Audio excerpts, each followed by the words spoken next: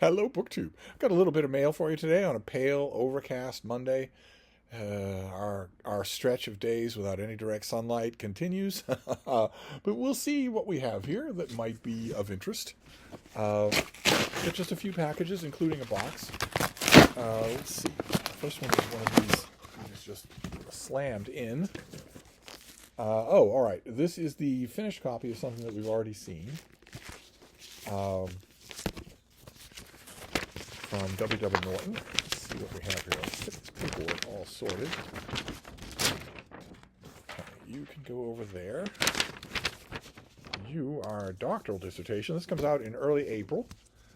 This is What We Value by Emily Falk. Ever wonder why you can't seem to stick to a fitness routine? Why you stay with a romantic partner who you know isn't good for you? Why you keep skipping networking events you would help your career? We recognize that our lives are the sum of our daily choices, from small ones like what we eat for breakfast to big ones like how we get others on board with a big idea at work. But we struggle to implement decisions that make our lives and relationships more fulfilling and impactful. And in this book, pioneering neurosurgeon Emily Falk introduces a new paradigm for understanding the daily decisions that define our lives. This is the value system, the brain network that computes everyday choices in a process known as value calculation. Drawing on her own award-winning neuroimaging research, the author elucidates how the value system shapes the decisions we make, and how we can use this knowledge to both change our behavior and influence others to lead more purposeful lives. So let's take a look at those questions again. Why you can't seem to stick to your fitness routine is a lack of self-control. Nothing mysterious about that at all. It's just that you don't control yourself. Why you stay with a romantic partner that you know isn't good for you? A lot of that would be sunk cost fallacy, but also a lack of self-control. Or maybe if you're a woman, fear. And why you keep skipping networking events that you know would help your career? Well, you don't do that. You don't do that. You skip networking events that might help your career because you are gauging how awful those events are versus the possibility that they will. If you knew they would help your career, you wouldn't skip it. It's just you're weighing the possibilities because you know how horrible they are.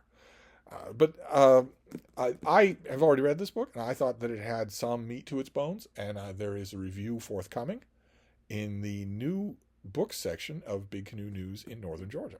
So we'll see what my reviewer has to say about that. Then we'll move on to this next one. This is one of these vacuum pressed white packages, probably with a finished copy inside, nice and heavy. What have we got here? Oh yes, okay. There is a finished copy in here of something that we've already seen. And once again, the pub sheet has a list of author events. How nice is that to see? This is by Ray Naylor, and this is Where the Axe is Buried. And this is the author of The Mountain in the Sea, which you might remember we hauled that on this channel, the super intelligent octopus novel that turned out to be really good. I really enjoyed The Mountain in the Sea. So what is this? This comes out on Tuesday as a $28 hardcover. Let's see here. In the authoritarian federation, there is a plot to assassinate and replace the president, a man who has downloaded his mind to a succession of new bodies to maintain his grip on power. Meanwhile, on the fringes of a Western Europe that has renounced human governance in favor of ostensibly more efficient, objective, and peaceful AI prime ministers, an experimental artificial mind is malfunctioning, threatening to set off a chain of events that may spell the end of the Western world. As the Federation and the West both start to crumble, Lilia, a brilliant scientist whose invention may be central to bringing down the seemingly immortal president, goes on the run, trying to break out from a near impenetrable web of Federation surveillance. Her fate is bound up with a worldwide group of other fighters against the global status quo. Palmer, the man Lilia left behind in London, desperate to solve the mystery of her disappearance. Zoya, a veteran activist imprisoned in the taiga, whose book has inspired a revolutionary movement. Nikolai, the president's personal physician, who has been forced into more and more harrowing decisions as he navigates the Federation's palace politics.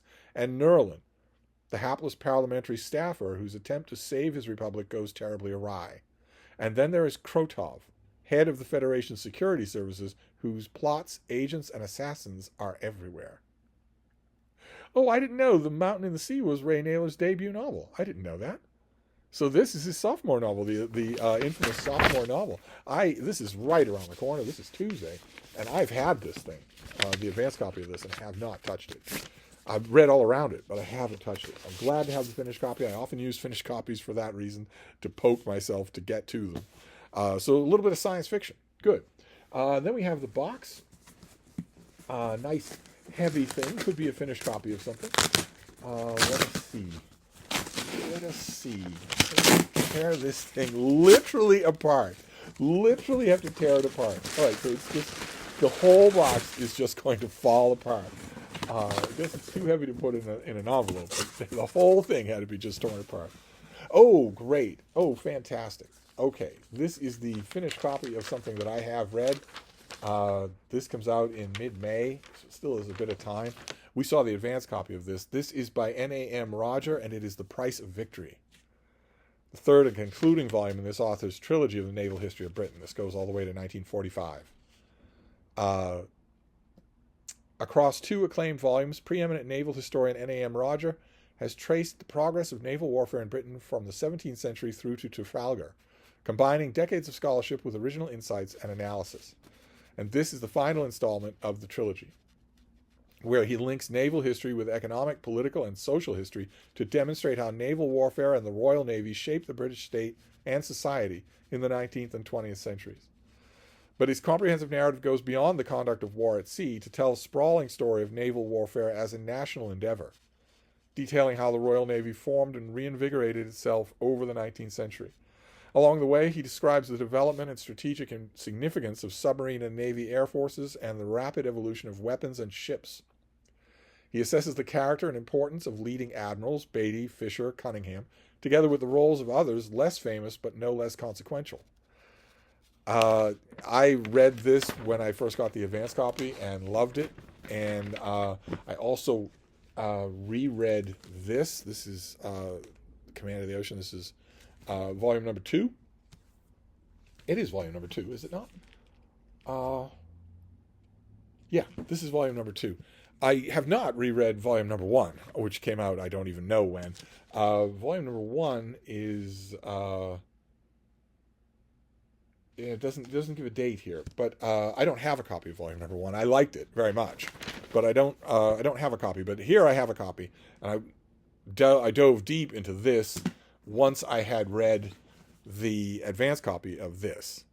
This is first-rate history that we're talking about, and now that I have the finished copy of this, I will dive right in. I will dive right into a real good back to front reread of this thing. Great, fantastic. Okay, great. Well, there's Nelson's face staring at me there. But this is a nice big thing, and this is fairly sizable too. Nice hefty thing. Good. Okay, so we have British naval history, the end of British naval supremacy, the Falklands notwithstanding. We have What We Value, in which a neuroscientist puts forward a new model for how we make decisions. Value judging. We'd be interested to know what a lot of people make of this. And finally, Where the Axe is Buried by Ray Naylor.